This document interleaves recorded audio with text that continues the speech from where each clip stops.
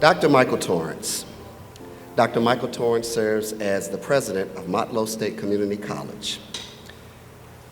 The college has several locations in Shelbyville, Smyrna, Tullahoma, McMinnville, Fayetteville, Tennessee. He is the 7th seated president for this institution.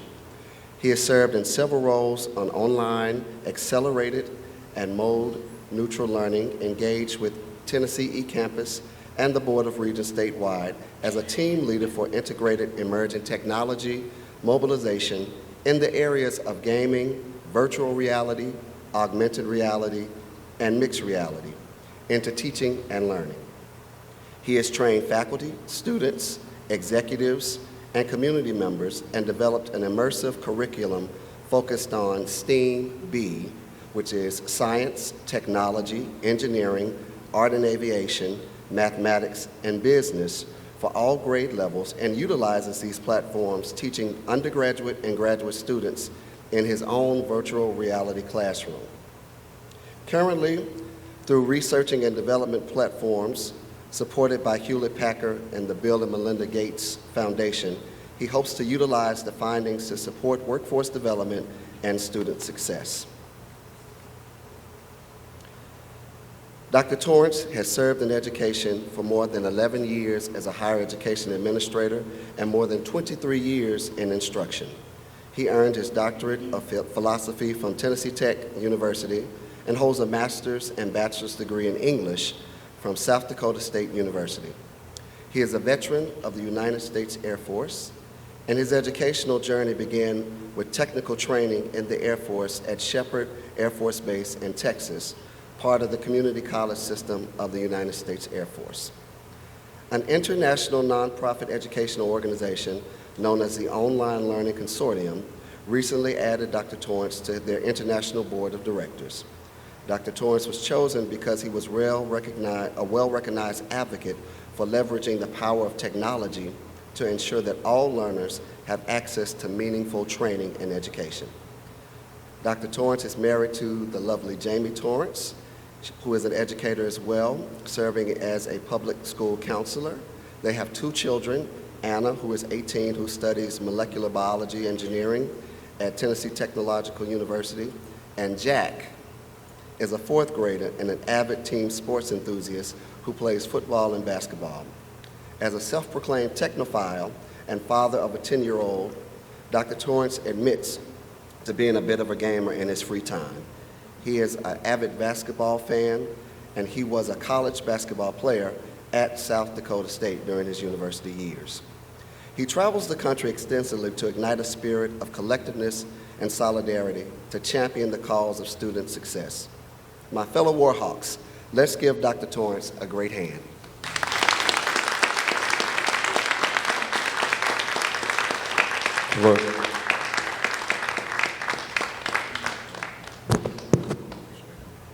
Good morning. How's everybody doing? Let me get adjusted up here. Well, I'm pleased and honored to be with you today.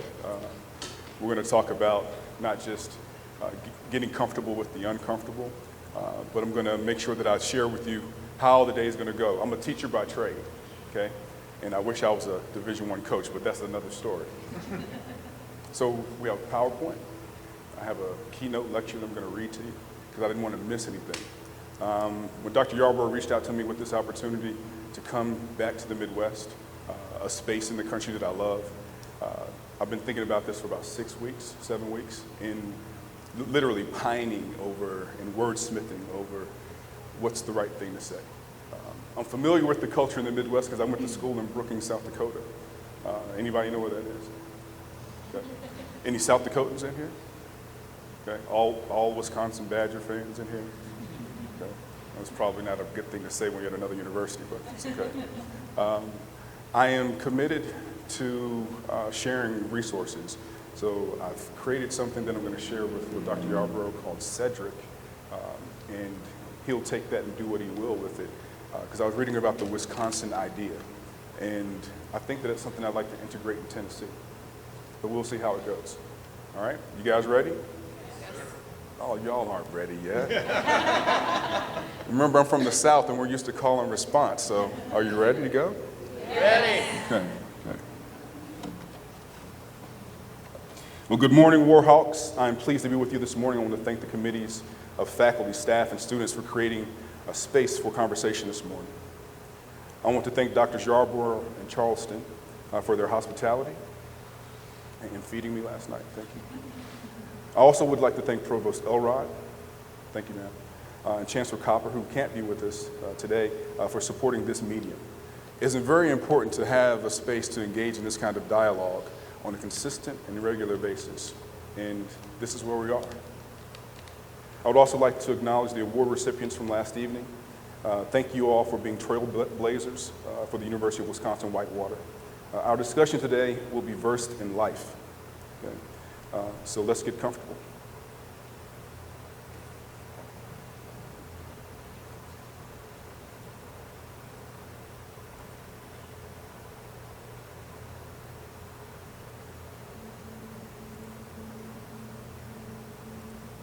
What is civil discourse? Civil discourse is a discussion between people with different ideas for the purpose of understanding each other. Why is civil discourse important? Civil discourse allows societies to communicate so that they can grow and thrive. Civil discourse requires mutual respect and open-mindedness towards new ideas, It is critical to a functioning and thriving environment. as well as essential to democracy. We need civil discourse in order to promote education and critical thinking. What does civil discourse look like in everyday settings? Any form of communication such as peaceful protests, conversation, speeches, debates, etc., which is practiced not through hearing, but listening. To every perspective, even if it doesn't align with your beliefs. Ultimately, civil discourse creates an open dialogue as progress is made when societies can find a way to live with each other. Despite their differences. It's especially important in our form of government. You all play a part in crafting our laws. For laws to represent everyone, we must have all sides listening to the others. That way, laws will be influenced by all and thus will represent the common interest. To practice civil discourse begins with a certain mindset. It begins by not automatically assuming you're right. Listen and consider what the other person has to say. Every time we talk to someone, we choose whether or not we want to listen to them. People may disagree with certain issues or topics. It's very important to understand and listen to different perspectives and ideologies. The world would be a beautiful place once we all learn to love each other and truly listen to each other's stories and visions for society. Through an openness to participate in civil discourse, we can and will achieve these goals.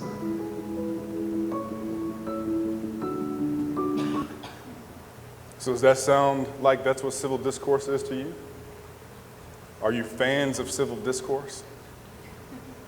I see giggling, I see snickering, I see head nods. So that's a yes? Remember, I said I'm from the South, so I'll ask you a question and you can answer. I know Midwestern people are very, very nice, but you can speak out in class, okay? Civil discourse is defined as the verbal interchange of ideas. And you see my caption on the bottom there. And the formal and orderly and usually extended expression of thought on a particular subject, a focus area. Additionally, educators like Messiah College and Lipscomb University educator Richard Hughes characterize civil discourse as expressions of thought, though differentiated from various lenses viewed, but nonetheless an opportunity for respectful exchanges of ideas and beliefs. These ideas and beliefs are born from the experiential and applied approaches of social norms and engagement during everyday life, whether it be lived or taught. And I'm going to say a statement over and over again today because you're in a space to take the next steps. And I want to remind you that it's important to continue the momentum. Commitment to community without currency is counterfeit. I'm often reminded of the places I've spent time domestically, internationally, and during meditation. I'm guilty of being reflective and finding the nuances within the journey I'm privileged to engage upon with its beginning some 25 years ago. I'm originally from Richmond, Virginia, below the Mason-Dixon line, from the south side of Richmond, and I'll just say that I had a very dynamic upbringing in a very dynamic environment. I recall 3 vivid instances of civil discourse or discourses during my development. Firstly, as the new student in a new school, I was greeted by a larger boy with the initials WL. and I protect the people that I talk about because I didn't take this to IRB. Y'all supposed to laugh at that. He thought his size was intimidating, and to many of the children in the 4th grade, he was. However, I had just finished reading Tales of the 4th Grade Nothing by Judy Blume. And I know you're probably thinking, what does the Tales of the 4th Grade Nothing have to do with someone who was a bully? Well, I identified with Peter in so much with dealings with a nuisance, because that's what I found this person to be, and so did my other classmates. WL was not open to my interests in civil discourse, or anything civil for that matter. Hoping to navigate the playground politics and attention of Yvette Green, another story for another time, I decided to take my stance with WL and approached him with a series of questions which seemed to gather a large group of children as spectators. Today, I only remember the last question, WL, why are you angry? To which he responded to by spitting in my face and called me by a name I care not to mention. In response, and without thinking, a trip to the office resulted from my retort. I struck WL, chin, groin, and then nose. At the time, an appropriate response, and that's a question. Should the response to an unsolicited verbal confrontation be responded to in violence? Secondly, in an English course where the student declared that African American males were destined to go to prison or die, I was 12 at the time. I had 100 questions overflowing within my mind. Is this true? And how does this person know? And was this on the news or in the newspaper? And lastly, where's the evidence? So even at 12, I was thinking like a scientist, a social scientist. The answers to these questions varied and painted an unclear picture. However, my English teacher's lack of response was a part of the coded nonverbal language I'd grown to understand as an active affirmation unspoken.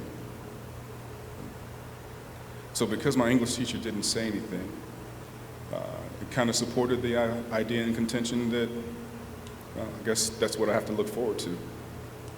And not until later did I understand the importance of 3rd grade literacy. So good thing my mother made me read on the weekends.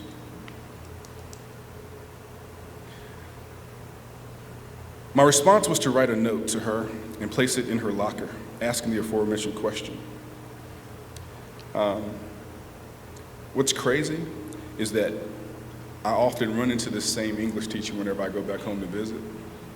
And she asks me, Michael, how are you doing? She doesn't know what I do. She doesn't know the places that I've been.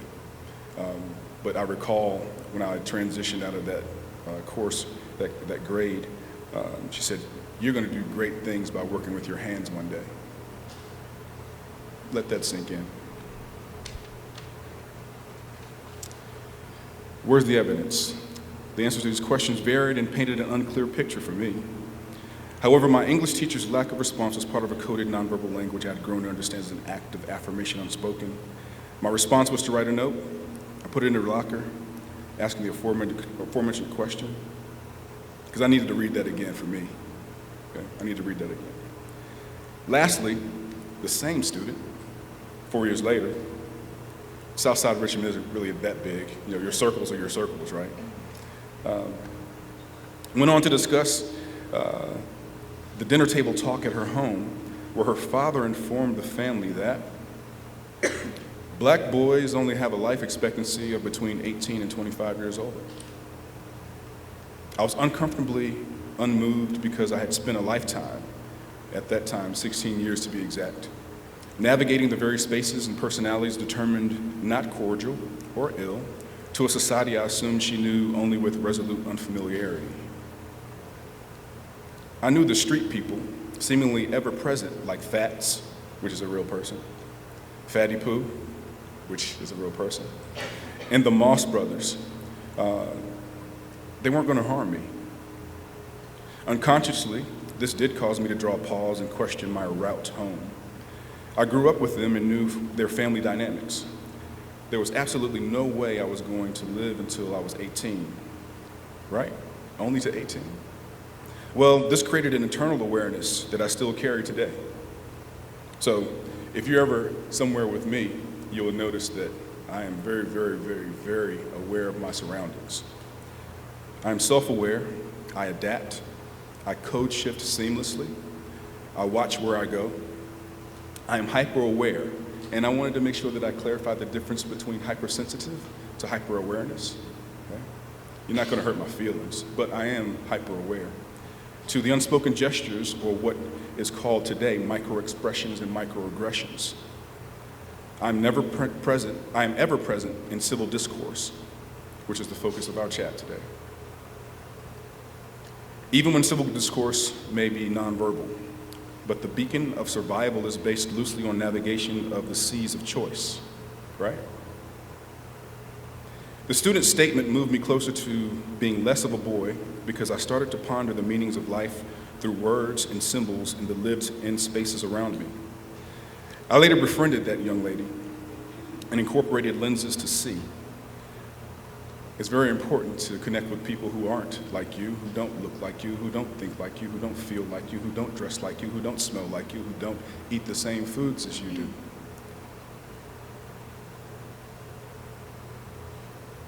In essence, people who look different, believe differently, dress and talk differently, even smell differently, and are indeed the groups of people where learning can and does continue, because their belief systems vary from our own.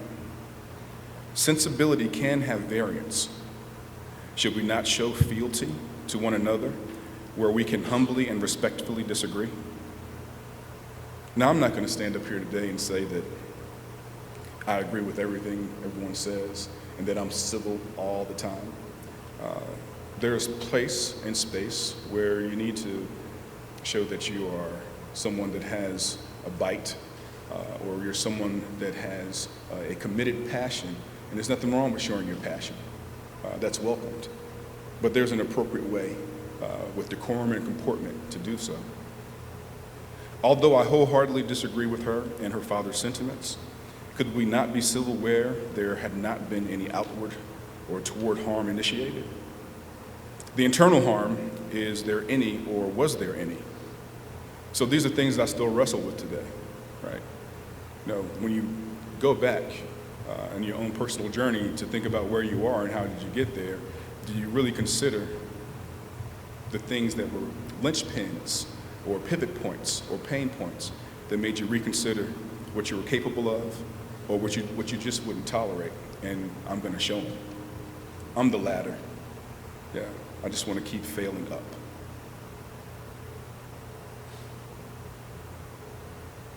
This is a rhetorical question that I just posed. Internal harm. Is there any, or was there any? A personal question of addressing self honestly. Life is the work in progress. Okay? Life is the work in progress. Be it that you mówisz po polsku, speak Polish. Be it that you hablas español. Be it that you code shift and you say, what's poppin'? What's cracking? Or if you come from the suburbs and you just say, good morning, it's great to see you. Would you like a cup of coffee? Right? Life is the work in progress. The aforementioned occurred during a so-called epidemic of the sale and use of illegal pharma in the areas within the dynamic environments where I would grow into early adulthood. The kind of adulthood where civil discourse saved your life or not. But where I still played at the playground, explored condemned buildings, learned life lessons from street people, and learned how to talk my way home. I learned that judgment led to fisticuffs, and irregular discourse could lead to being placed in an uncomfortable situation. I also learned one of my life's most important lessons. When a physically untenable situation, okay, I'm going to say that again, one of my life's most important lessons.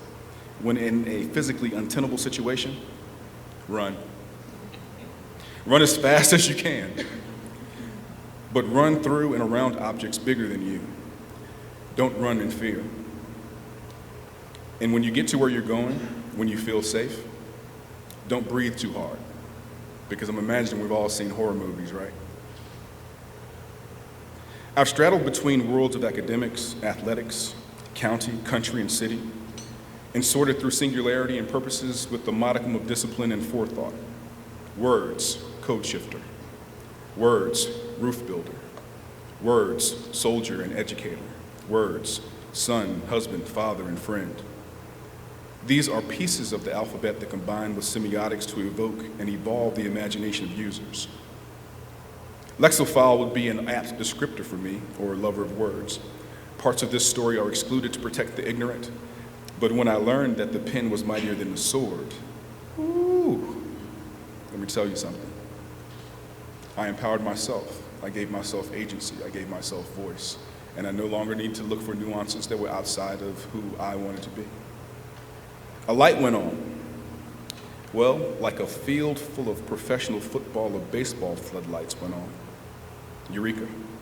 I'd found my path, and it would be through language and ultimately civil discourse, creating spaces and places of respectful openness where those who I encounter through life and with whom I work shoulder to shoulder with will feel empowered to engage, grow, make decisions, and develop into the version of themselves that they chose to be. To be or not to be is a question, but being or to simply be is an edict. Can civil discourse be a proclamation toward joy, simplicity, happiness, or well-being? Optimistically and selfishly, and ideologically, I'd like to say yes, we can. However, our discourse must be grounded in veracity, or we, and not the we context that makes us comforted, but making clear the minutiae, and ultimately seeking out actionable solutions that further characterized our evolution as human beings. Critical thinkers and problem solvers.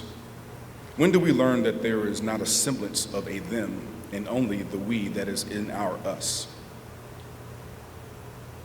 I'm still learning that. Civil constructs equate to civil discourse. We should not, or if you'd like to, you can if you'd like to, but in my humble opinion, we should not, and I will not sugarcoat the discussion. There are members of various communities where we have served who choose not to be participatory or engaged, and I'll leave that comment in a space like a dangling participle, obvious to those who know what it looks like and mystifying to those who don't. Moreover, like all of us in the room today, we are human first and humane too. And a Piagetian, Vygotskian, Bandurian, Rothenbrunnian, Shakespearean, Achebian, Maya Angelouian, Janet, Jamie, Anna, Jack, Torrance, work in progress. But I digress. Every day I'm on a quest, and I didn't mean to make that rhyme, but it just did. So I'm thinking of solutions. Question everything around me. Understand so that I can take action. Evaluate so that I can make an informed decision. Bless you. Solve so that I can come back to the equation again. And then test. Is my aptitude and my acumen for what I'm talking about or doing or sharing with other people apt? That's very important. I'm responsible for young lives. I'm responsible for generations of people to come, and I take that very seriously. Every day I'm on a quest for engaging in dialogue that pierces the toughest exteriors for moments at a time, and often for a simple glimpse of the conversant. I'm just looking for people. There are not many constraints on expression and acknowledgement, so I choose to acknowledge the obvious.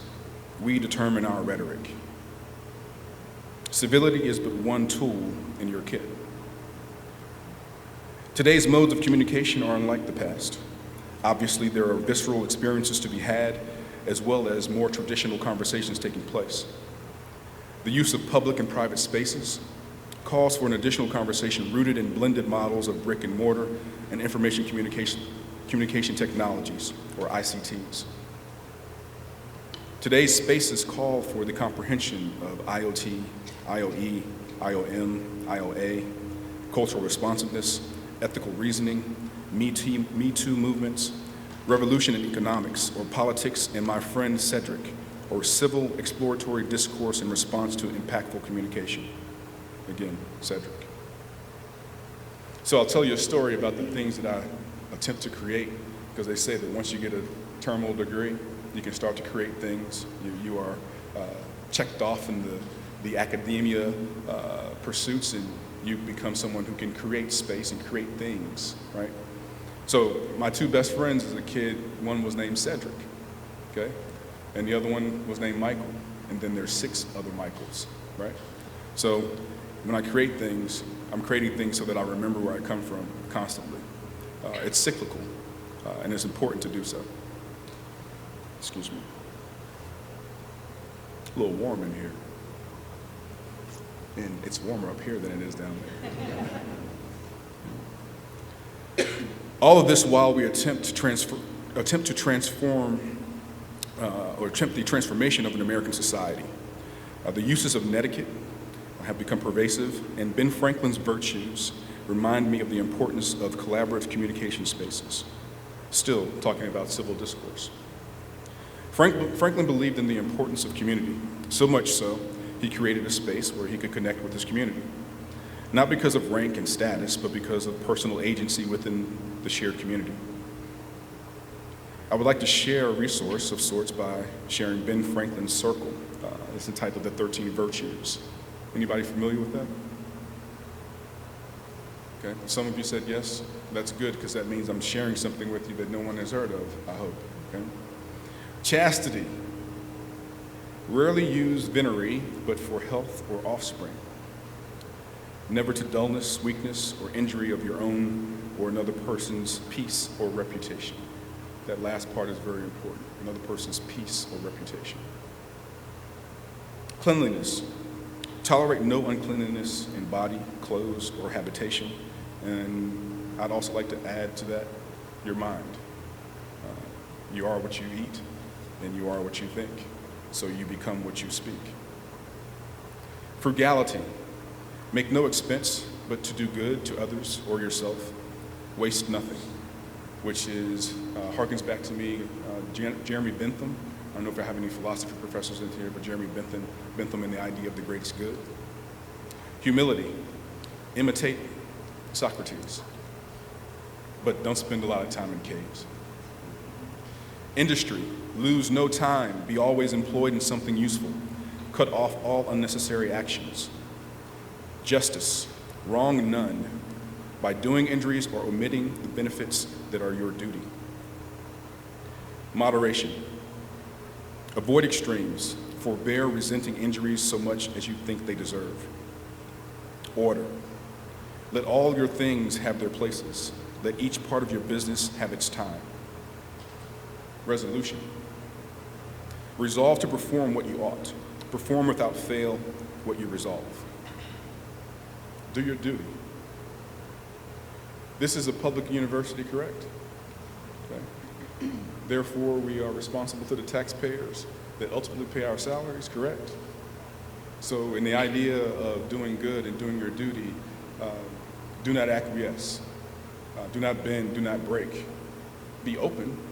Understand your boundaries so that you can make them malleable, but work for the people. We're all servants, whether we want to recognize that or not. Silence, one of my favorites. Speak not but what may benefit others or yourself. Avoid trifling conversations. Sincerity. Use no hurtful deceit.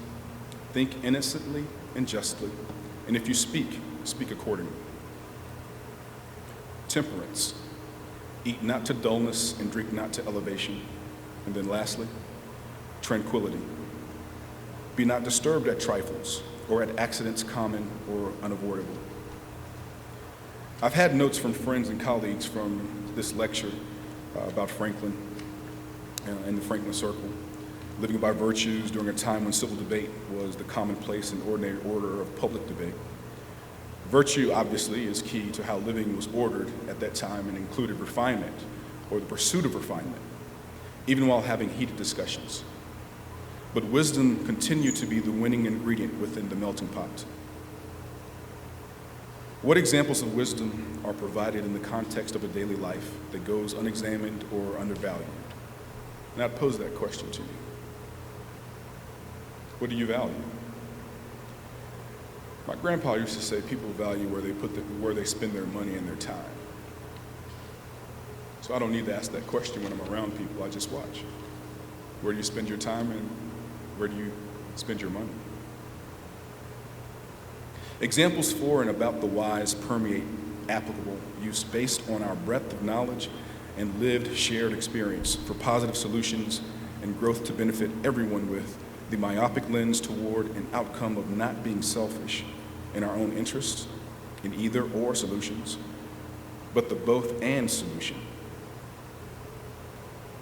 I'm the person that you go out to dinner with and I want my dessert first because my mother always said that I couldn't have dessert first.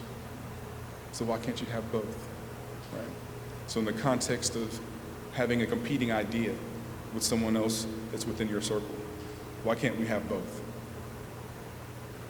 We can be selfless and a success simultaneously, right? We can be selfless and a success simultaneously. This is when wisdom was submissive to others' will, as well as impartial and sincere for a solution offering peace. Peace, my brothers and sisters. I'm saying that to you. Peace, my brothers and sisters. Peace. I've had the conversation about Kuhn's theory of scientific revolutions, and it moved to discourse about creating a theory of peaceful revolutions. And I cannot think of a peaceful revolution where critical dialogue of one group versus another ended in peace. People in pieces are mowed down by someone with a piece, decrying they were protecting themselves in search of peace. So my colleague and I continued a discussion where I ended up asking the answer. And sometimes we do that, right? You already know the answer, but you ask the question anyway. We don't talk to each other, do we? I already knew the answer to that. I mean, we talk at each other, right? We talk amongst one another. We talk for others, uttering that the voiceless need us as their agents of communication, when really we should hand over the megaphones, the smarter phones, and the hovering video drones, right? Can you really give someone agency when they didn't ask you to be their agent? Are we comfortable with the uncomfortable? Shall we represent the interest of others, or shall we provide them platform and serve as conduits for civil discourse? I dare not answer, or maybe we should answer, but answer and act accordingly. The 21st century revolution as evolution. Hashtag abound at racism, which should really be peopleism, since we are one race of people, but perhaps logical is perceived as fallacy when we know but still refuse to change the definitions and find solace and refuge in those cracks of fact. It's not didactic when we lack twists to promote civil bliss. We don't know how to talk to each other anymore, largely because we are divided and polarized in our own individualism.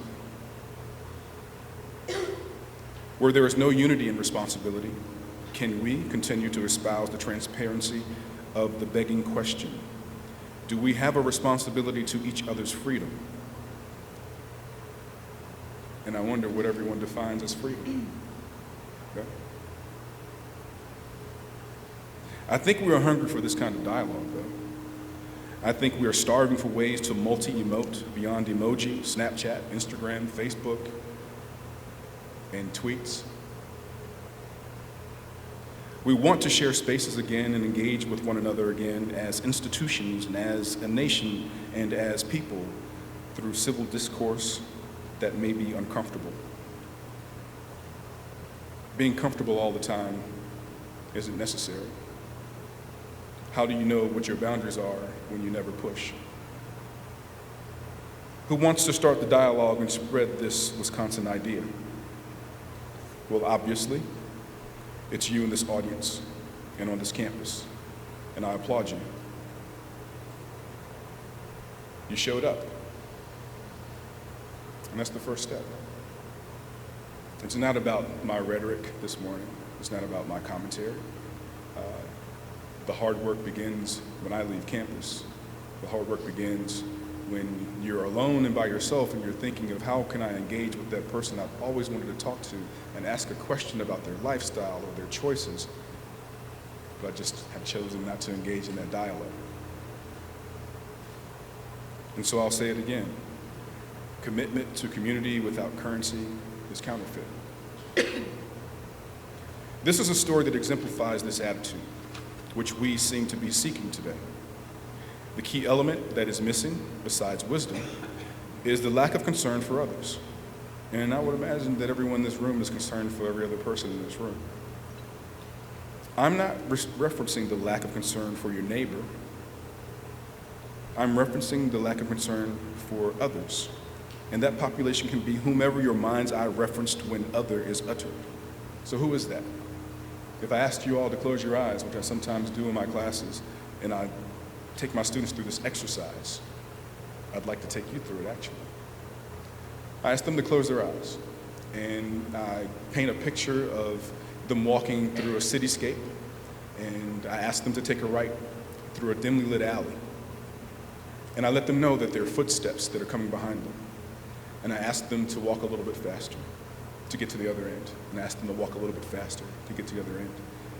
And I tell them that the footsteps are getting closer and closer and closer. And I tell them that this person grabs their shoulder and turns them around. Usually, and at that point, I ask them to open their eyes. And I ask them, who do they see?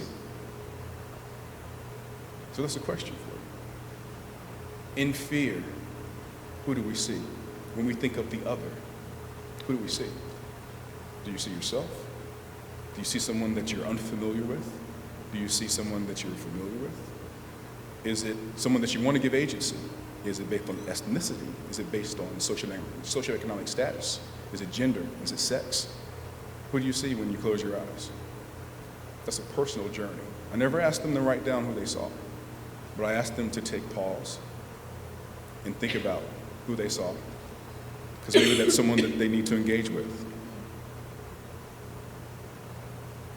So I'm telling you, that's probably someone you need to engage with.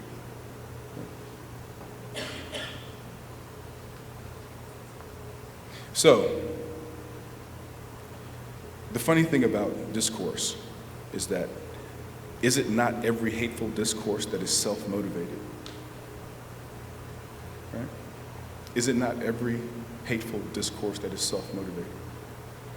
When we think about talking for the sake of talking and engaging, we're thinking about the betterment of the spaces that we're in, the circles that we live and work and play in, and how that expands, right? The way that you throw a pebble into a lake, I hope that you've all done that, and see the concentric circles just continue to spread. Are there any math professors in here? Okay, so when they watch this later, I'm an English major, so this may be a little off. I hope not. 3 boys have an inheritance. The eldest receives half the father's cattle. The middle son 1/3 of that, the youngest 1/9. When the father dies, there are 17 cows. The arguing ensues and it involves the entire village. What affects one of us affects all of us. The problem is observed by an objective bystander who desires a fair solution with a peaceful outcome. The bystander offers his 1 cow to the 17 cows, allowing the sons to divide the now 18 cows. 1/2 for the eldest to receive 9 cows, the middle son to receive 6 cows, and the youngest son to receive 2 cows. Now, all of you could do that math, right? 9 plus 6 plus 2. Well, Michael, you said there were 18 cows. Yes, I did. But that wasn't in the will. 17 cows was in the will. And this person, who's the innocent bystander, simply wanted a peaceful resolution. So they offered up their own so that it could get to a peaceful resolution because it impacted the community. When they resolved their discourse, they learned that the math was only for 17 cows, but the process was singular with selfish intent and the lack of wisdom to find a solution that was both and rather than either or. You see the result is the same even when you add an outlier. So we added 1 cow but everybody still got what they were going to get. If we want to talk big data, name a data point that has made a difference in your life. Socioeconomic status, gender, sexuality, ethnicity, age, ability, acumen, mindfulness, birth order, first to attend college.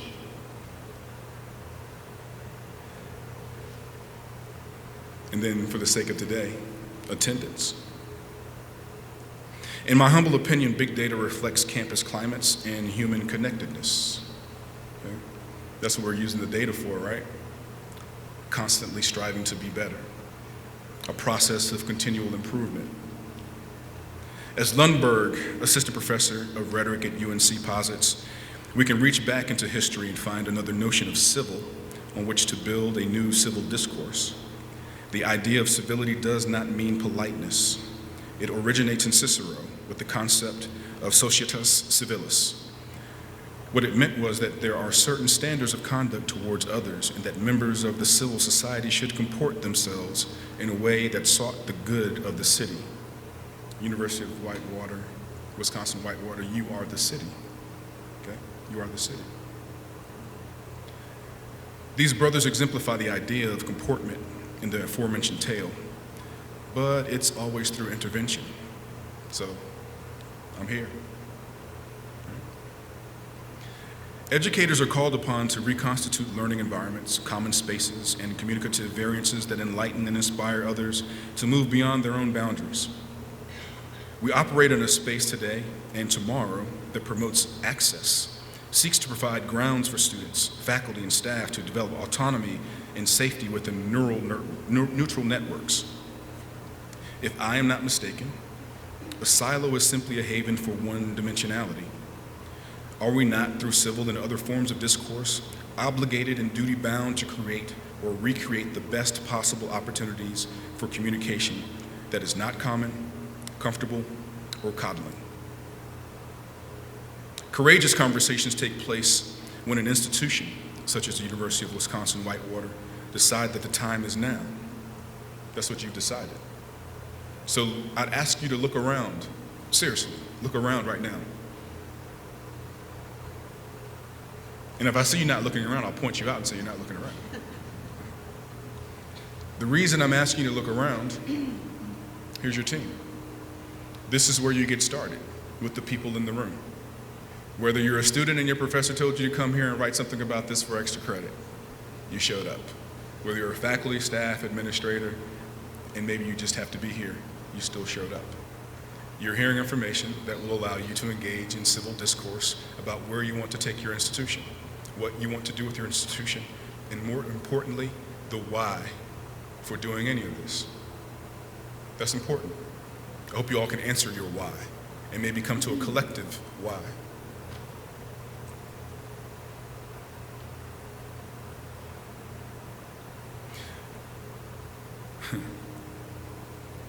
I'll repeat, the time is now. Challenge yourself to push beyond your own social norms. Now, like I said, I went to school in the Midwest, so I'm very familiar with having a homogeneous community. So what? If you want to learn about something, you can simply Google it now, right? If you want to engage in something, you can simply Zoom with someone, right?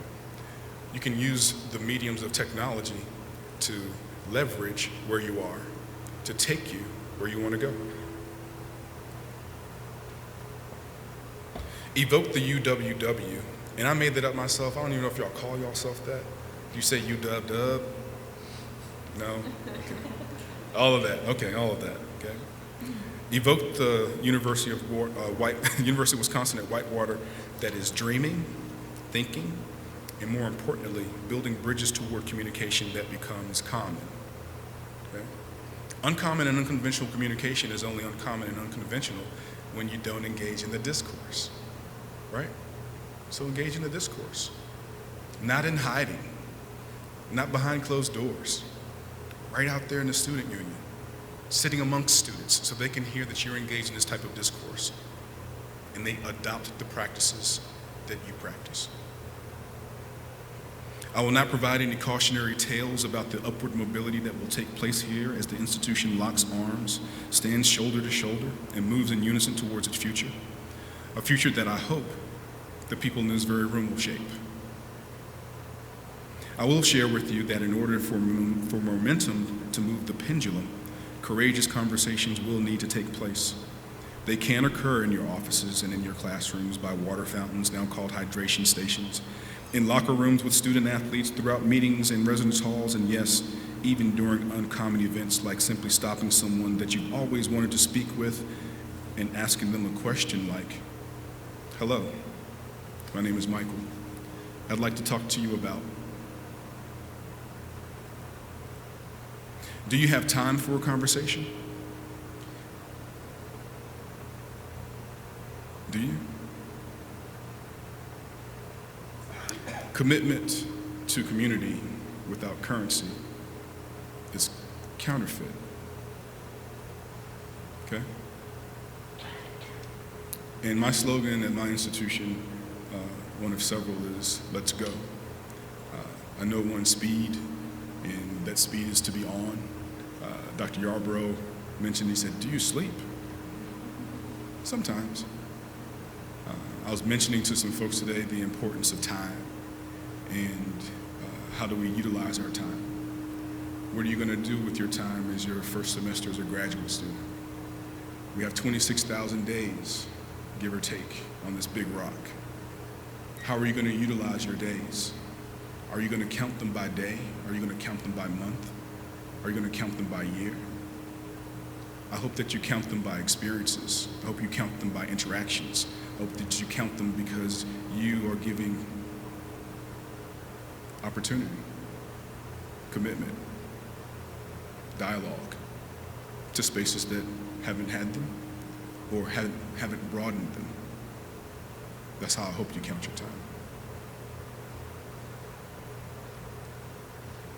Any questions? So usually when I ask if there are any questions, because actually this. Hello? Okay. So actually this happens to me quite often. I'll say something or I'll be talking about a particular topic and I'll ask the group, do they have any questions? And everyone will look the way that you're looking right now. I wish that you could see what I see right now. Many faces look like this. So for me, that's twofold. That means that, man, I did a pretty good job. Because that's selfish, validation. Secondly, it means that that's a lot of information that I just shared and people are taking it in. So I'm going to give you a chance to take it in because I have more.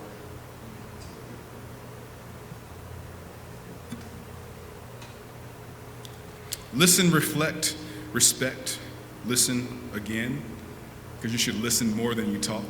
That's why I wrote it down twice. Okay? Communicate within your communities. So I spend a lot of time with students, not as much time with students as I would like to. My new role has been shaping this. And I don't usually stand behind a podium, but I'll do that for you. And I'm gonna do this. All right? Okay. I spend a lot of time with students, and they're the reason I get up and do what I'm doing every morning. I'm often thinking about that sense of community that if I'm gonna build a space for other people's children, then when my children get to the age of going off and out into the world, not just at a university or into employment, but literally off and out into the world, then perhaps that's gonna be reciprocated to them. So I'm hoping that the good seeds that I plant, AKA Bob Marley, a good seed planted bears good fruit, okay? So this is just some things that I think about often when I'm thinking about students. I tried to make it look like a bottle because it's what I drank this Kool-Aid, okay?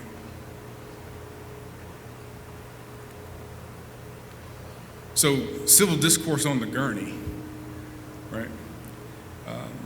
I do believe that civil discourse is a space in which we as academicians, as scholars, as people who are going to contribute to the canon, okay? Because that's what we do. Even at a community college, I like to reference that we do contribute to the canon. Civil discourse seems to be, in this day and age, on a gurney. It's taking some GSWs, right? Gunshot wounds, right? Don't ask me how I know that. Yeah. But what we see here is community trying to take care of civil discourse. Civil discourse, in some references and instances in communities, is on life support. But I'd like not to think that's so here, right? Yes? Remember, Southern, yes? Yes. Okay, there we go. Civility during discourse is not opportune. Moreover, the echoes of comportment mirror community. Okay? You all have been wonderful. And I'm making the assumption, which I won't use what that usually means, but I'm making the assumption that has nothing to do with the fact that I'm here to share some information with you. I'm imagining that this is the way that you treat people. I'm imagining this is the way that you treat each other. You're not on your best behavior over the last 2 days. This is the way that UW gets down. Yeah? Yes? Yes. You're just giggling at me over there. Aren't you? You're just giggling at me over there. What's your name? Yes, ma'am, you. Oh, Krista. And to the right of you? Brenda. I'm getting a kick out of y'all up here. Continuing. Human beings seek to understand each other, and language is used expressively. Language is used expressively. Careful of what you say. Remember what I said? You are what you eat. You become what you think. Therefore, you are what you speak to. Okay? So, what words aren't in your vocabulary? What words do I need to arm you with? What words would you like to be armed with? What resources would you like to have access to so that you can arm yourselves? Because it most certainly isn't about what I'm going to give you, it's about what you're going to give yourselves. And more importantly, what are you going to do with the information once you have it? So I didn't know if the CFO was going to be in the room, but we have representation of our team in here. You remember that statement that I was saying? What did I keep saying? Anybody remember it? Commitment to community without currency is counterfeit. Say that out loud again. Commitment to community without currency is counterfeit. Okay. Now, currency, obviously, we're talking about dollars and cents. But there's also more to do with currency. So we can say resources. What are we going to commit to this initiative, this focal area that will take the institution to other levels? I don't say next level because, I don't know, I just don't like that. It seems disingenuous to say next level. Other levels, though, because we don't always have to go this way. We can go this way, okay? We need money. We need resources of people. We need those folks who are not in a particular discipline but just have a hankering and love and passion for something else that will add to the support of our students, our faculty, our staff, the institution, and the community. What business would you like to bring to this organization? I've heard about the Fairfield Inn that's coming. I think that's awesome, okay? But if we want to expand, what other things do we need to consider? What other things should you be talking to Dr. Yarbrough and the provost about? Yeah? The development officer and I had a good chat. You know? You were still one of my favorites, you know that? Yeah? Because I know that someone in a development office, when we talk about financial literacy and currency and resources, is someone that I could probably tap in as a member of this institution and say, okay, there is something that I want to get at. It's not here yet, but I'd like to build it.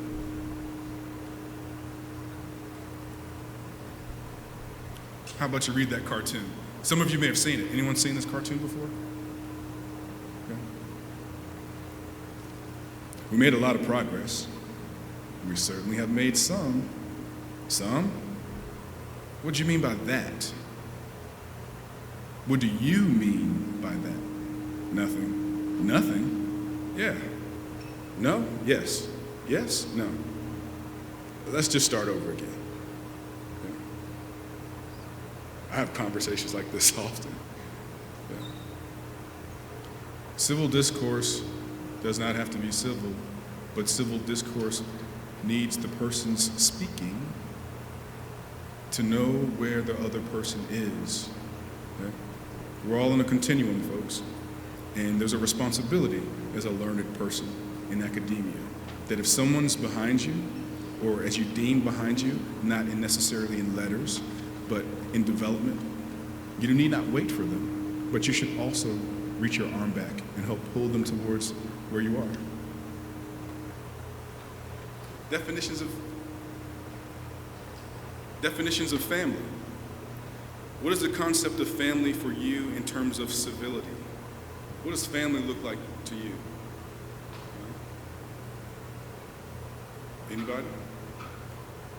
This looks like a family? I mean, honestly, they look like models who took a picture. I don't know if they're really a family. But it's the 21st century, it's 2018, about to be 2019. There are various types of families. 2 moms, 2 dads, all kinds of ethnic groups, and adopted kids, foster kids, yeah? So we can't make assumptions about, I know where that person's coming from. Do you? Did you ask?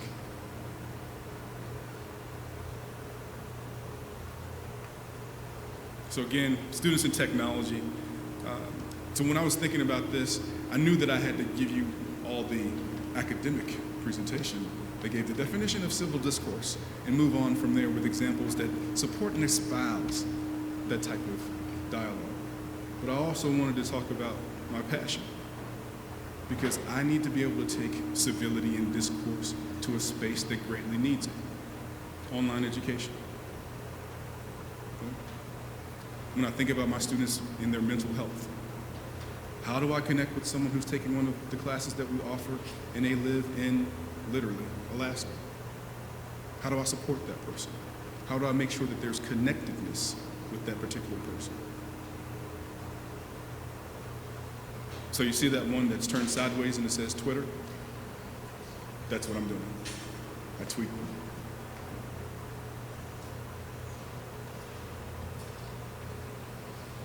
Student success, civil discourse is more than just having conversations and dialogue. It's about making students life ready. So in higher education, in the career and technical education side, and theory and research, we talk a lot about being career ready and providing access and pathways for gainful employment for students.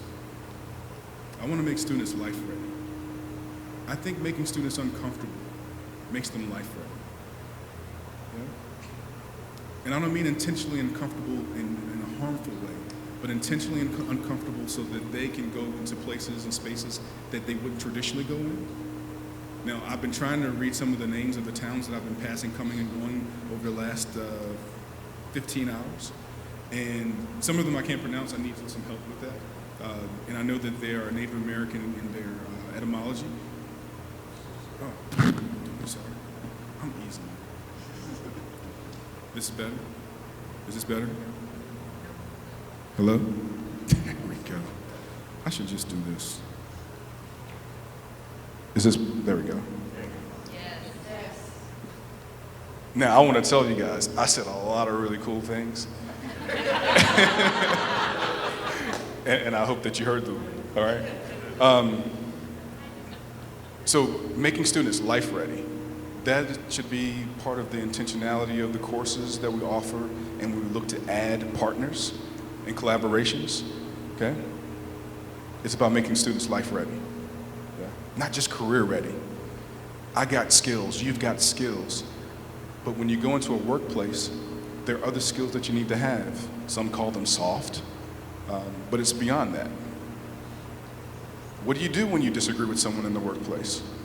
You definitely don't do what an 8-year-old Michael does, right? Okay? You can't shin, growing, like you can't do that. You can't do that, okay? Civil discourse. Every student matters most. I get to work with a lot of great people, and I steal their phrases, and then I get to go around and put them up. So that's my friend Michael Powell. He talks about that all the time. Every student matters most. And then I try to create something that I can own, and I say that every person matters most. And he says, not the same effect, but you can have that one. Here's some questions that I have for you today. So I get to do a workshop in a little bit, and here's some things I want you to consider. Do we reject legitimacy of opposing ideas and the value of exposure to them? Where do we stand individually and as communities of social norms?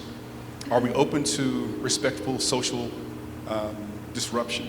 In order to be open, right? When people talk about, you need to be open-minded. Well, doesn't that mean that you need to be open first? You got to be open to be open-minded. Okay? One comes before the other. How are the uses of information communication technologies impactful to this form of discourse? And I ask that because I'm so proud of y'all. I've only seen like 4 people get on their cell phones. But this is where our students are, right? So we need to utilize that as a tool for engagement and education. It's a part of discourse.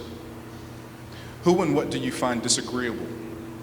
And more importantly, are you open to having a civil discourse with this person or group? How many of us here have a bias?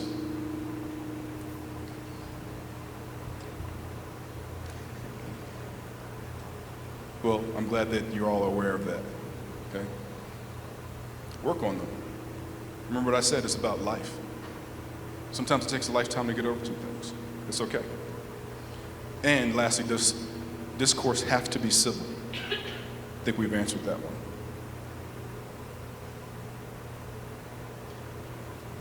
Moving forward. So I'll ask you a couple of questions, and some folks are taking notes and jotting down things, some are just gonna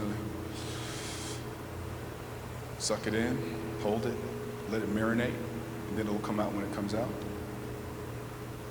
What are your next steps as a person who's participatory in this dialogue today? Yes, you're participatory, even though I'm not asking you direct questions and you're responding, you're intaking the information, deciphering it. Okay? So you're being participatory. Here's where I live. This is my space. Zeros and ones. How do we code it? How do I utilize predictive analytics to help me get to the question and answer that I'm looking for, right? Is this a space where civil discourse can occur when I'm talking to a robot? Yeah, some of y'all look just like I did just now. What? It's here, okay?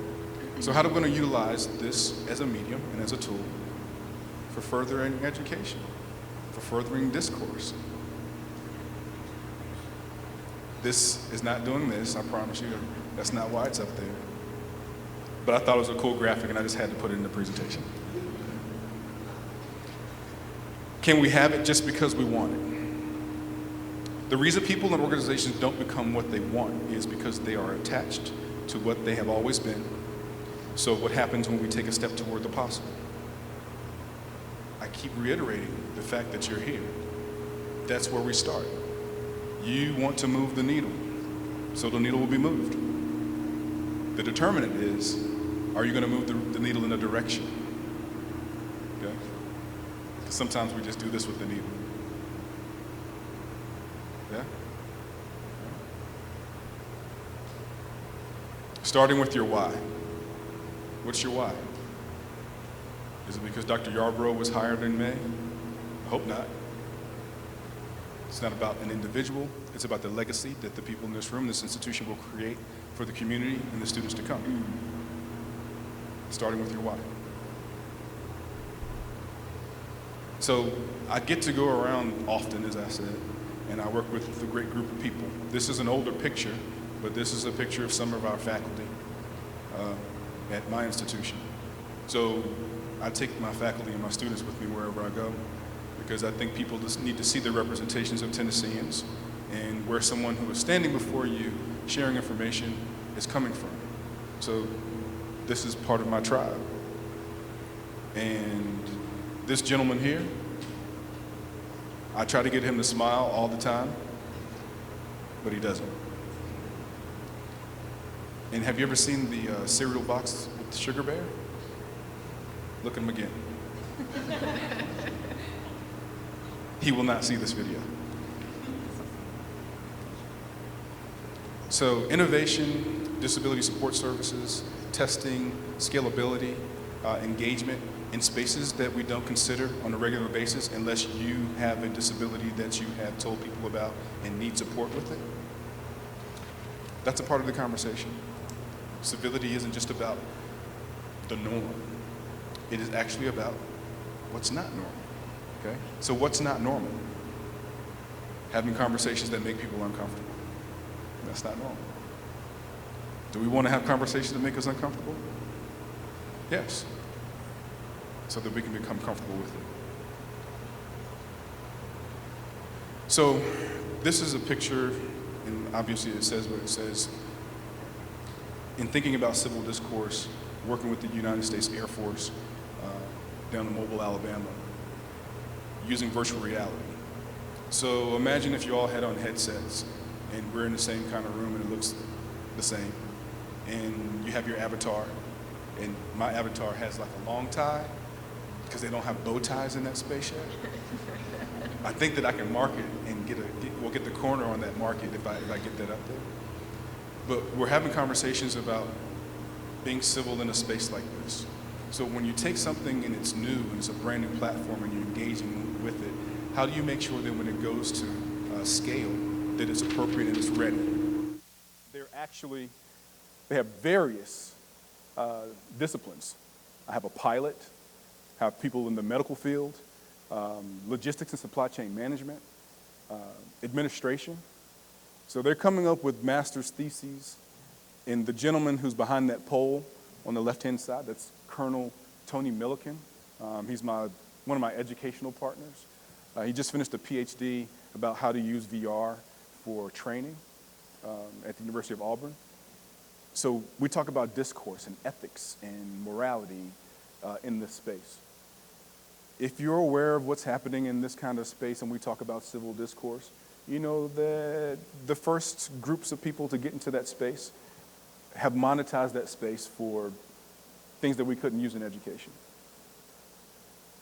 But how do we make sure that the conversations are keeping people safe in that platform? Yeah? Civil discourse begins within. You've got to start from somewhere. I know I asked you to start with your why, but you have to start with what's inside of you. The idea that our openness to opine, not for the sake of debate or disagreement, is secondary to our need for solutions. You ever spend time talking to people about what they want to do? How they think we should get there? A plan of action? The last word I really like, action. If we're going to talk about it, let's be about it. If we're going to engage in it, let's make sure that we're going to do it. Don't put more on your plate than you want to eat. Your eyes should not be bigger than your stomach. My grandmother used to tell me that. It means different things as I get more mature.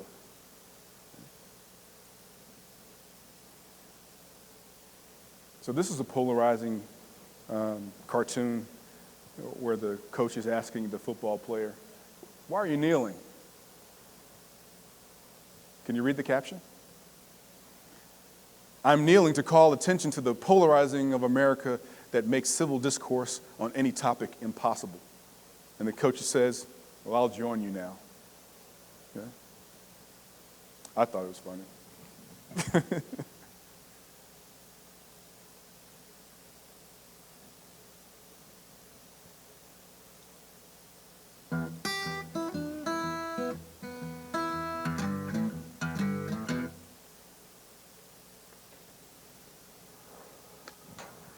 If people say your dreams are crazy, if they laugh at what you think you can do, good. Stay that way. Because what non-believers fail to understand is that calling a dream crazy is not an insult. It's a compliment. Don't try to be the fastest runner in your school or the fastest in the world. Be the fastest ever. Don't picture yourself wearing OBJ's jersey. Picture OBJ wearing yours. Don't settle for homecoming queen or linebacker. Do both. Lose 120 pounds and become an Ironman after beating a brain tumor. Don't believe you have to be like anybody to be somebody. If you're born a refugee, don't let it stop you from playing soccer for the national team at age 16. Don't become the best basketball player on the planet. Be bigger than basketball. Believe in something, even if it means sacrificing everything. When they talk about the greatest team in the history of the sport, That was the important part. The rest of the commercial, it's a commercial, selling shoes. That's great. But I like the fact that when we talk about commitment, and I'll say it again. No, I'll ask you to say it. Do you remember the phrase?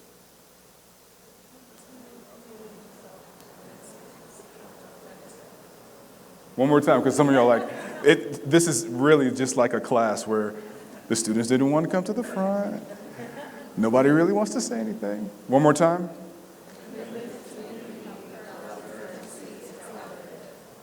Okay. What are you willing to sacrifice based on your commitment? That's my question to you.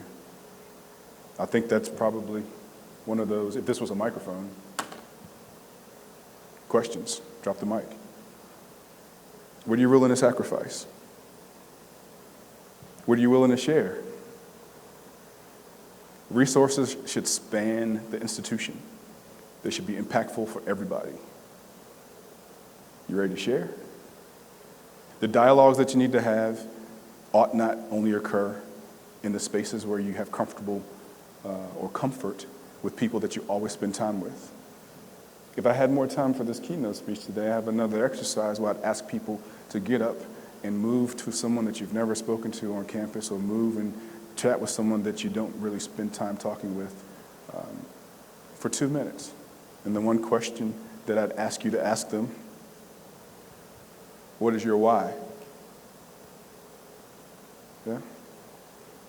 And it's open-ended. As an ethnographer, as an action research person, I usually ask the question, why do you do this? And you know what ends up happening? Snowball. They tell me everything. They tell me everything. Sometimes things I don't want to know. But the importance in building comfort to engage in civil discourse is based on starting with the question. I have a hard time walking around campus and standing still. If you saw when Dr. Yarbrough was introducing me, I was standing. I'm very rarely sitting at my desk. Thank goodness for the invention of cell phones and smartphones specifically, so that I can do my work while I'm moving. I want to talk to people. I want to engage with them. I want to shake the hand of every employer. I want to meet their kids, not just for the sake and the benefit of my institution, but for the sake of connection. No man is an island. No woman is an island. No child is an island, right? I'm an English major, remember? Okay.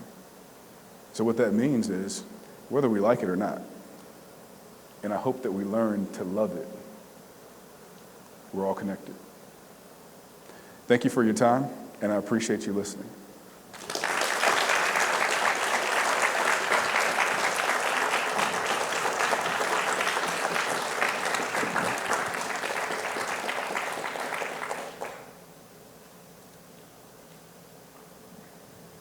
I can ask questions? All right, we get to talk.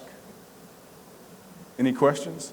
If you have a question, would you come up to the microphone or, okay? That's the microphone that's causing us all that feedback problem, so let's not use that. So you want me to give them the microphone? Yeah, they can use that microphone. Okay. I can put it on the stand. No, we're good, Dr. Yarbrough. Questions? Oh, my friends are leaving me? Come on now. Thank you all for coming. Thank you for your presentation today. And I have a question about currency. So before you start, would you let people know who you are and where you work? Sure. I'm Jess Clayton, and I work in the Office of Institutional Research and Planning. So my question is about currency. And I was thinking of currency beyond the idea of just monetarized currency or even in terms of resources, but personal currency. And I was wondering if you could perhaps expand on what we can conceptualize as currency within ourselves. Okay, yeah, sure.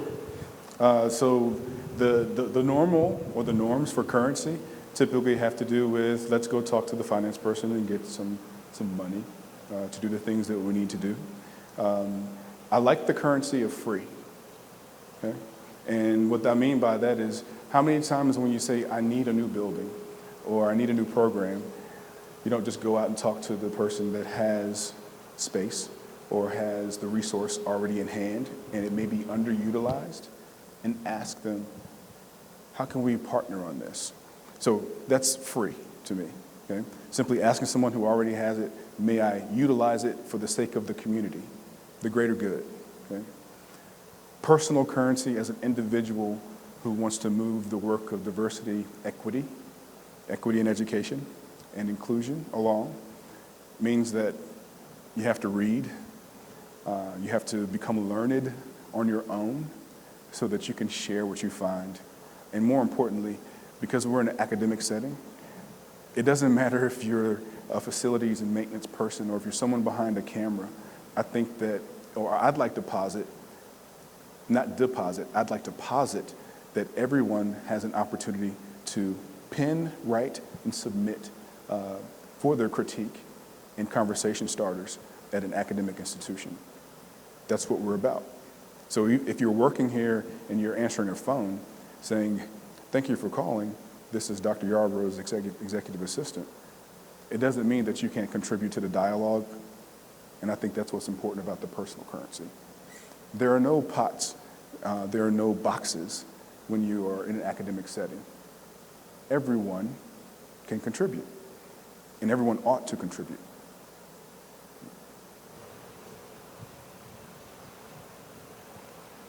Oh, you guys are easy.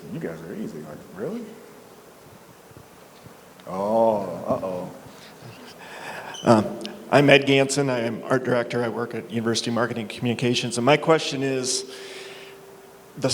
where can we create the space for public discourse when we have easy entry in things like Facebook, Twitter, Instagram, all those things? And I think the technology has gotten ahead of our ability to frame the discussion civilly. We used to have things like Robert's Rules of Order and democratic processes and things like that. Is there something we can do to start framing those discussions in a different way? Words we can use? Can you arm us with language that can maybe help frame a discussion so we can get a meaningful dialogue going and not just the usual name calling? Yes. So the answer is yes, but that's part of my workshop. No, I'm kidding. We got so much to talk about, I can share that. At a time, about a decade ago, there was, people started talking a lot about spoken word. So just follow me. This is context.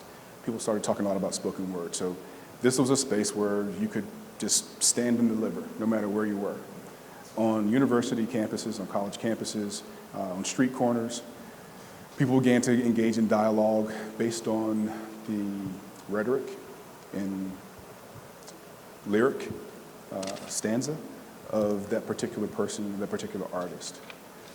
So my answer may seem very, very simple, but it is the most apt answer. Any space where people are is a space for the discourse. Unconventionally, to walk into the middle of the student union as a professional at the university and to literally put a milk crate down. Don't put things down where you're going to fall, but to put a milk crate down. Stand atop that milk crate. And we like to say, go in. Start having the conversation that you want to have. That's part of the civility of discourse and the freedoms that we have being on a campus. You have 12,000 some odd students, 14,000 in your community. They may not all be in there when you want to have that dialogue, but there are enough of them to start the dialogue. So I say start there. Start there. I've heard about, are we still recording me? Okay, can't say that one. So afterwards I'll tell you another option that involves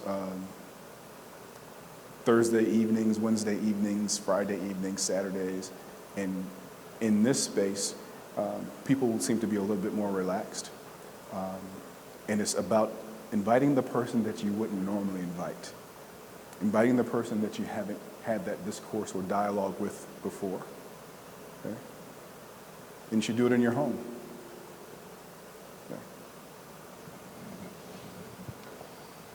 Thank you, Dr. Torrance, for sharing part of your story with us today and your Thank you. words. I wanted to ask you to elaborate on a quote that you shared with us today that really struck with me, and it was, can you really give someone agency when they didn't ask you to be their agent? Can you talk with us a little bit more about what that means to you and around this topic of civic discourse, civil discourse? So I mentioned this goes back to Dr. John Taylor, who served as my advisor for my master's thesis, the use of jazz and blues in African American and Native American literature at South Dakota State University. And he's a white male from the Midwest, McAllister educated, University of Indiana educated, and he's a linguist by trade. And we were having a discussion about the topic, what was I going to choose to do? And I really love James Baldwin for all sorts of reasons, just an amazing contributor to the canon. And he said, Michael, you should write about James Baldwin. And I said, well, John, why should I write about James Baldwin? He says, because he's African American. And the people writing about James Baldwin typically are not African American. Yeah. So I looked that up. And at the time, in 1998, 1999, he was correct. But I didn't want to write about James Baldwin. So that's one of my examples of someone who is not me, someone who respects me, loves me, literally, cares for me, fed me, wanted to be my voice. And I think that oftentimes in our space, because we read a lot and we want to share the information, we may look at someone and say, I don't know if they have the chops to really say exactly what they want to say the way that I would say it. And it's not about you. It's not about me. It's about giving that person an opportunity to be their own agent, to be their own voice for them as an individual. And if so empowered, to speak for a group. So that's my example. We have more. We can talk some more later.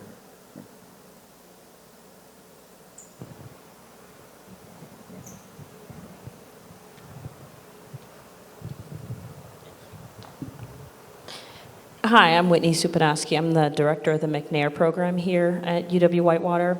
And my question is, where is civil discourse in a system of hierarchy? And before you answer, I guess I'll give just some context, right? Thinking about power distance not only as employee, right, and in a system of hierarchy, but power distance with students as well, right? If, oftentimes it's we can say that we're all human, but we know that there are certain boundaries that exist between, various groups, and that can inhibit, the freedom that people have to engage in civil discourse. And how do we make civil discourse the business rather than a disruption to business? Yeah, great question. I haven't been here long enough to know what your campus culture is like, or your campus climate is like. I tried to get my hands on your strategic plan, because that usually gives me an idea. I've gone through your webpage pretty extensively. I may be able to show some of y'all where some things are if you're looking for it. But in terms of creating the space, I don't ask people to call me President Torrence. I don't ask people to call me Dr. Torrence. I introduce myself as Michael, I'm certain that every person that I've met, I said, hi, my name is Michael. Civil discourse in an academic setting is not about an achieved status. It's your ascribed status, so it's just who you are. And if you want the type of dialogue that we're sharing and thinking about moving toward, to become a part of the fiber of how you engage and talk with student, facilities, janitor, grounds people, administrative support, classified staff, student athlete versus non-student athlete, Greek clubs, LGBTQ, Latinx or Latinx, and all those other sub-pops, right? I ran out of fingers, so I stopped. Then there needs to be a peeling back of the quote-unquote onion, of the layer. Because first and foremost, you said human, right? Is that not the basis of where we start? That I'm a person first. Not even male or female. I'm a person first. And so that whole concept of people first language, right? So I'm a person first. Let's start there. It is my humble suggestion that that's a good place to start. You and others may find a better place to start. But that's where I start. That the hierarchy of an organization, their bureaucracy and politics, and actually the politics of power within organizations often begin at the top, but they're also organic. It could begin with the students. Or it could begin with the person that you didn't know was connected to the person who's holding the purse strings in Madison and voting on whether or not you're going to get something. It could be someone's cousin. Yeah. So, quick story. Before I got hired in Tennessee, I moved back from Pennsylvania. My brother-in-law is the head men's basketball coach at Murray State University, and their tournament was in Nashville. I'm me, no matter where you see me. So if my mother was in here, this is what you get. So I met the person who was holding the door, and we just struck up a conversation. He was connected to some people at the TBR system level, and we had just had the dialogue. Next thing you know, I got hired. I think there were like 120 applicants for that particular position. So connectedness, just being a person. We didn't begin the dialogue with, hey, I'm Michael and I work in Pennsylvania and this is what I do and I'm really trying to get a job down here in Tennessee. We began the dialogue about it was cold, he had a disability, and we talked through those kinds of things. We kept in touch, and the rest is history. I think that's the way the world works. I think that's the way the universe works. You give what you get.